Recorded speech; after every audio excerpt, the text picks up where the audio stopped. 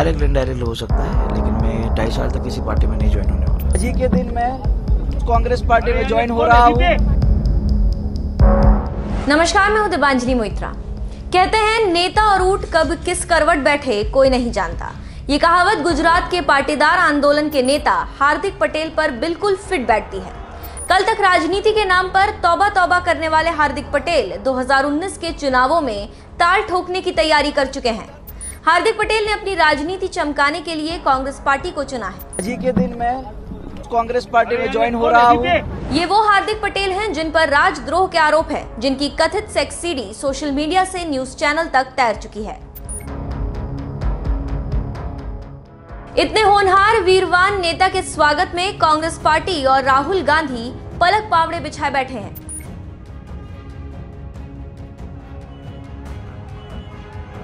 बारह मार्च की तारीख से हार्दिक पक्के नेता बन गए।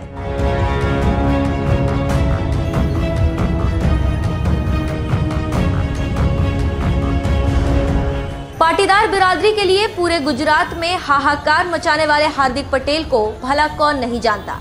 आरक्षण के लिए इन जनाब ने अहमदाबाद से लेकर गांधीनगर तक गदर मचा दिया था।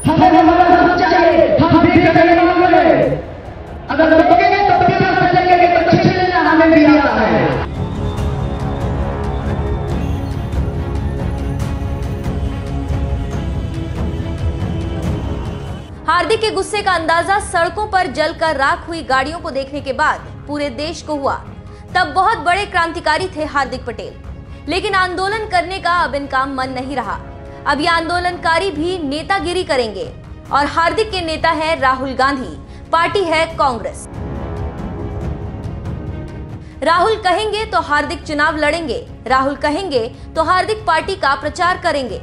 अपने पॉलिटिकल पारी का ऐलान करते हुए हार्दिक ने खुद को महात्मा गांधी, पंडित नेहरू की कतार में भी बता दिया। आज ही के दिन मैं उस कांग्रेस पार्टी में ज्वाइन हो रहा हूँ जिस कांग्रेस पार्टी का नेतृत्व सुभाष चंद्र बोस, पंडित नेहरू साहब, सरदार साहब, पूज्य महात्मा गांधी जी, इंदिरा गांधी जी, राजीव गांधी जी, जिन्होंने इस देश के लिए काम किया है, इस देश को मजबूत बनाने के लिए काम किया है, उस कांग्रेस पार्टी में आज जुड़ रहा हूँ। कांग्रेस का दामन थाम चुके हार्दिक चुनाव लड़ने के लिए भी तैयार हैं। राहुल गांधी का इशारा हुआ नहीं कि चुनावी मैदान में कूद पड़ेंगे। चुनाव कहाँ से लड़ रहे हैं? वो पार्टी तय करेगी और मुझे भरोसा है कि पार्टी पर अगर जब भरोसा करते हैं तो बिल्कुल अच्छा हो। मतलब ये है कि राजद्रोह के आरोपी और जमानत पर जेल से छूटे हार्दिक पटेल अब कांग्रेस पार्टी का झंडा खुलकर बुलंद करेंगे, वो भी 125 करोड़ भारतवासियों की सेवा के संकल्प के साथ। लेकिन अब तक इन हार्दिक पटेल ने कितनी समाज सेवा की है वो जानेंगे तो आपके होश उड़ जाएंगे। क्या कांग्रेस का समर्थन किस तरह से कर? डायरेक्ट इनडायरेक्ट हो सकता है, लेकिन मैं 2.5 साल तक किसी पार्टी में नहीं ज्वाइन होने वाला। आंदोलनकारी कभी रणनीति नहीं बताया करता, वो लड़ता रहता है। असलहों के शौकीन, संस्कारी और समाज सेवी हार्दिक पटेल साल 2017 के गुजरात विधानसभा चुनावों में खुलकर कांग्रेस पार्टी के समर्थन में आ गए। उस वक्त आरक्षण के मुद्दे पर हार्दिक ने राहुल गांधी से लंबी लंबी मीटिंग की। हार्दिक पर उन दिनों पाटीदार आंदोलन को खत्म करने के एवज में पैसों के लेन देन के आरोप भी लगे थे। चुनावों के वक्त ही हार्दिक पटेल की कथित सेक्स सीडी ने उनकी खूब छीछा लेदर कराई। पाटीदार आंदोलन के नेताओं ने दावा किया था कि हार्दिक पटेल की 1-2 नहीं 52 सीडी बनाई गई हैं। उसने बताया कि हमारे पास 52 सीडियां है, उसमें से 22 सीडियां हार्दिक पटेल की बनाई गई है, 30 सीडियां और कन्वीनरों की बनाई गई। समाज सेवक हार्दिक पटेल की कथित सेक्स सीडी का असर चुनावों में भी पड़ा। उनके लाख विरोध के बाद भी मोदी के दम से बीजेपी चुनाव जीत गई। लेकिन हार्दिक पटेल इतनी जल्दी हार मानने वाले नहीं थे, क्योंकि मकसद तो उनका भी कुछ और ही था। गुजरात की राजनीति से निकलकर हार्दिक अब देशव्यापी छाप छोड़ने की जुगत भिड़ाने लगे। कभी केजरीवाल तो कभी ममता की रैली में नजर आने लगे। कि सुभाष बाबू लड़े थे गोरों से, हम सबको साथ मिलकर लड़ना है चोरों से, तब जाके मुझे लगता है इस देश को हम बचा पाएंगे। हार्दिक के इन तेवरों ने उन्हें विपक्ष का दुलारा बना रखा था। उनकी भी ख्वाहिश केंद्र की राजनीति में दखल रखने की थी। रही सही कसर राहुल गांधी जैसे लीडर ने पूरी कर दी। हार्दिक ने अपना प्लान बताया, राहुल ने फौरन उन्हें अपने गले लगाया। हालांकि राहुल ने इसका ख्याल भी नहीं रखा कि हार्दिक पटेल के चुनाव लड़ने में कानूनी अड़चन आ सकती है। हार्दिक पटेल और राहुल गांधी की जुगलबंदी क्या गुल खिलाती है, ये देखने वाली बात होगी। लेकिन एक बात जो तय है वो ये है कि हार्दिक पटेल की हिस्ट्री क्रांतिकारी की है। वो राहुल गांधी के खिलाफ कहीं क्रांति न कर बैठे।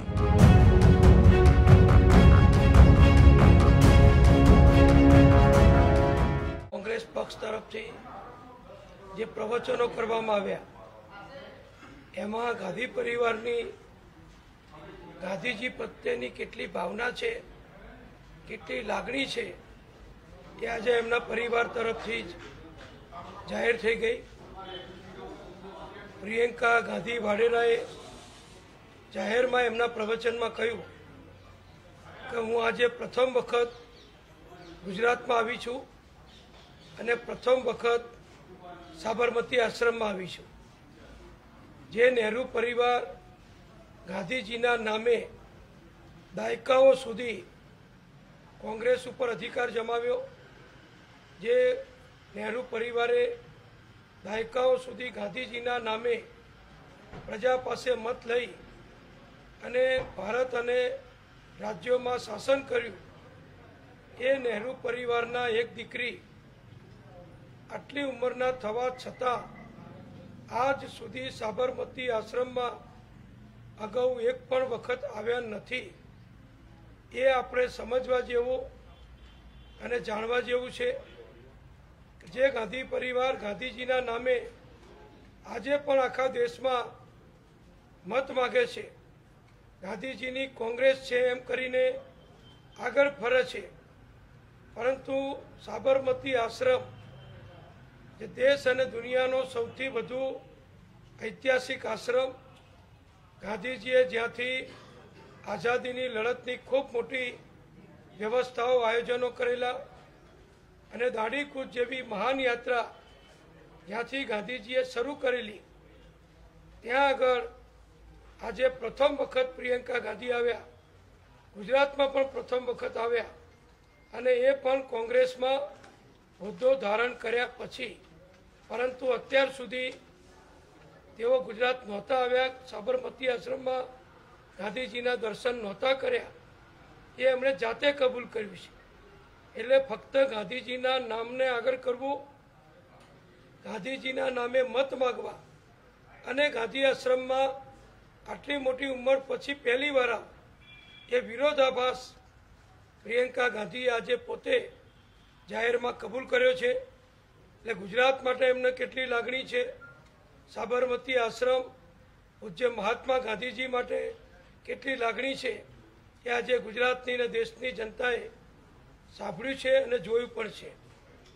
બીજું, આજની જાહેર સભામાં જે ઘણા વખતથી અમે કહેતા હતા કે જે વ્યક્તિએ આખા ગુજરાતને જાતિવાદમાં, જ્ઞાતિવાદમાં જુદા જુદા પ્રશ્નો ઊભા કરી, અનામતનો પ્રશ્ન ઊભો કરી આખા ગુજરાતની શાંતિ, સલામતી, એકતાને જેમણે મોટું નુકસાન કર્યું, જે વ્યક્તિ યુવા વયે પોતે ભગતસિંહ અથવા કોઈ મોટા નેતાના તરીકે જેને પોતાની જાતને સમાજની સમક્ષ, ગુજરાતની जनता समक्ष આગળ ધરી અને જેને પાટીદાર સમાજે, પાટીદાર સમાજનો એક યુવાન, એક નેતા અને સમાજ માટે લડનાર વ્યક્તિ તરીકે સમર્થન આપ્યું અને જે વ્યક્તિએ પહેલા સતત એમ જ કીધેલું કે હું રાજકીય વ્યક્તિ નથી, હું સત્તા માટે નથી આવ્યો, હું સમાજ માટે આવ્યો છું, સમાજને, પાટીદારોને અનામત અપાવવી, પાટીદારોને ઓબીસીનો લાભ અપાવવો, એ જ મારું એકમાત્ર ધ્યેય છે।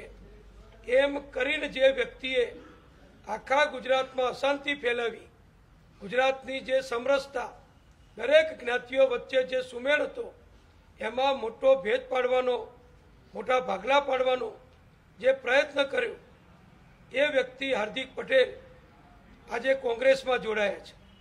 હું આપ સૌને મીડિયાના મિત્રોને ખાસ જણાવીશ કે તમારી બધાની લાઇબ્રેરીમાં પણ અને છાપાઓના પ્રેસ કટિંગમાં પણ તમે શરૂઆતથી જોઈ શકો છો કે જ્યારથી આંદોલન ચાલુ થયેલું ત્યારથી અમારા ભારતીય જનતા પક્ષ તરફથી, અમારી સરકાર તરફથી અમે સતત કહેતા હતા કે આ વ્યક્તિ એ કોઈ સમાજના સેવા માટે, સમાજને કોઈ લાભ આપવા માટે કે પાટીદારોને અનામતનું કોઈ મોટું ફાયદો કરાવવા માટે એ અત્યારે પ્રયત્ન નથી કરતા, પણ કોંગ્રેસના એક છુપા આશીર્વાદથી, કોંગ્રેસની મદદથી, આર્થિક મદદ કોંગ્રેસની, પડદા પાછળની બધી જ મદદ કોંગ્રેસની, અને કોંગ્રેસના ઈશારે જ આ વ્યક્તિ ભારતીય જનતા પક્ષ કે જેમાં પહેલેથી જ પાટીદાર સમાજ 95% કરતાં વધુ